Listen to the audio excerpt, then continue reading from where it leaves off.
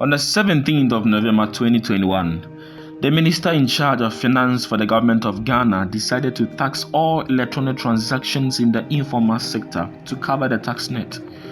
Hence the birth of Electronic Transaction Levy, also known as the e-levy. There's been so many conversations concerning this levy since November 2021 till date. For our information, on Tuesday, March 29, 2022, e-levy was passed by Parliament. Well, what is the e-levy all about? What does it even mean for Ghana? What is going on so far? What are some arguments concerning it? My name is Afonida Bismarck, a fourth-year student of the Kwame Nkrumah University of Science and Technology, reading chemistry. Here together with my colleagues Saki Kokwa Chinyuri, Osepo Buset, Josephine Bambua, Joshua Opoku. do present on the argument of e-levy in Ghana as part of our course study in Principles of Management. Together we are Group 4. Stay tuned. The past e-levy, according to the Ministry of Finance, is a tax imposed on electronic transfers charged at the time of transfer, which will be administered by the Ghana Revenue Authority and collected through licensed banks, electronic money issuers, and many others. The levy is 1.5% of the value of the electronic transfer. That is, transfer more than 100 Ghana cedis a day, which is 3,000 Ghana cedis a month. Any transaction below this amount is tax-free. Fair enough. The minds of the people were utterly divided, with most people fuming in anger with a cause to stop Parliament from passing the levy. But all proved futile. The cry of many was mainly because the system is hard. Things are not moving well with the citizens, and this will make poor people suffer much more. Social media was on fire with many arguments from people where some were in favor whilst others were against.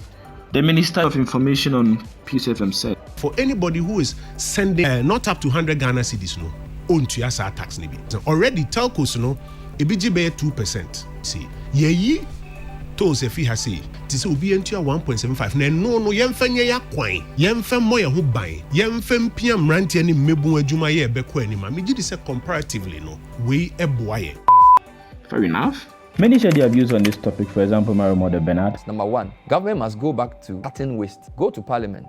Go to ministries. V8, plenty. We are not being cynical. A country that is broke shouldn't be riding around in V8 in Accra for what? Number two, the import benchmark value reversal that we believe was a mistake to reduce is a good policy. Be bold, implement it. Number three, property tax. Property tax is a progressive tax. If you want to show us you want revenue, people are selling houses for $1.5 million. How much are they paying for property tax? The tax exemption bill 2019, as we speak, is not being passed. I've just heard it and I was like, what is going on in Ghana? It's too much. Things are getting tougher and tougher every day. Even the first world countries are having each because of the COVID and then Ukraine, Russia. The e-levy is good for Ghana. So we spoke with an expert on economics, Dr. Amos Mensah, a lecturer in KNUS. He gave us some insights. Let's highlight a few of them. I personally think it's a regressive type of tax at this particular point of our economic situation. Economically, you rather will want to look for policies that will encourage money circulation in the system.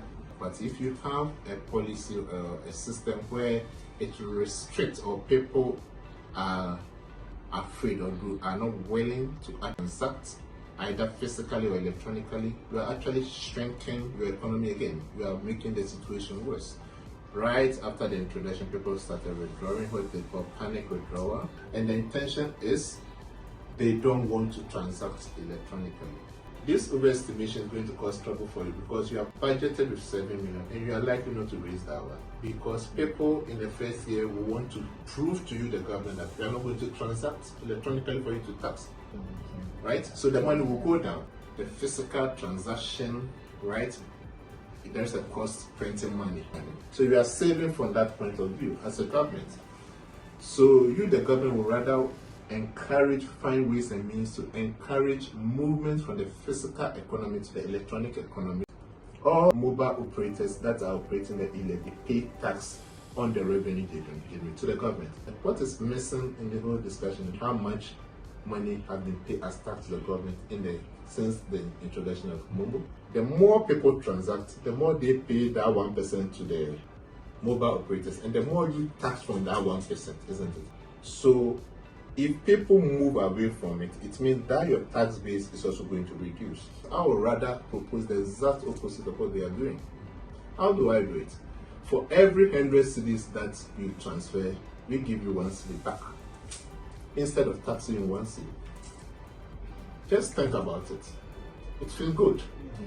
It forces people to come. You broaden, you capture people who are not even willing and ready to go to the mobile network, rather to go to. Remember, the moment that one happens, more transactions going to go on, more taxes going to be raised, and more it will ship more money to the government. Rather, right? This mobile tax is going to reinforce the physical cash environment. The physical cash environment has two negative effects on the government. The fact that people will physically be attacked. If a medical doctor gets attacked because somebody wants to get his 200 cedi from his pocket, that medical doctor will not be able to treat your child. If I get attacked, I will not come to classroom and teach you. From my perspective as an economist, we are going to have a blowback. It's going to have effect on the economy. It's going to have an effect on our migration from a physical to electronic economy. It's